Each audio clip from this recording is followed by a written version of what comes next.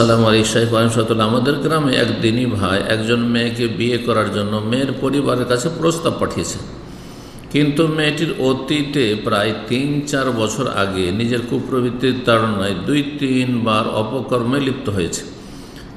নাসাউল্লাহ সালামত আল আফিয়া।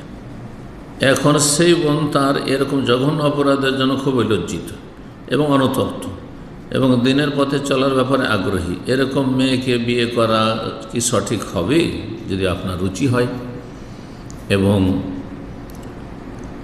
খালেস তওবা হয়েছে, এটা নিশ্চিত হইতে পারেন যে সত্যি তওবা করেছে। কারণ তওবা খুলুসিয়তের সাথে করেছে কিনা এটার প্রমাণ হচ্ছে তার আমলে অনেকটা পরিবর্তন আসে। বেপর্দা ছিল, এই না যে ব্যভিচারে লিপ্ত হয়নি, কিন্তু এখনও বেহায় বেপর্দা ঘোরাফেরা করছে, বেপরোয়া ঘোরাফেরা করছে, তাহলে জায়েজ নয়? তওবা করেনি, এখনও বেনামাজি, এখনও বিভিন্ন পাপ রয়েছে,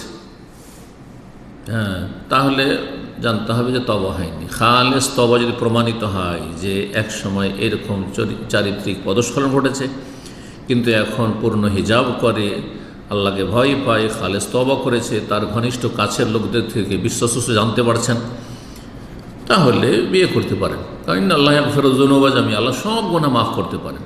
কিন্তু তাকে আপনার বিবাহ বন্ধনে রাখলে, জীবনসঙ্গী করে রাখলে সসম্মানে রাখতে হবে, খোঁটা দেওয়া যাবে না, আঘাত করা যাবে না। কোনো একটু কিছু হইলেই তখন তার পুরাতন দোষ ত্রুটি তুলে তাকে কষ্ট দেওয়া মোটেই জায়েজ নয়, হারাম কাজ। যদি এতটুকু মেনে চলতে পারেন তাহলে বিয়ে করতে পারেন।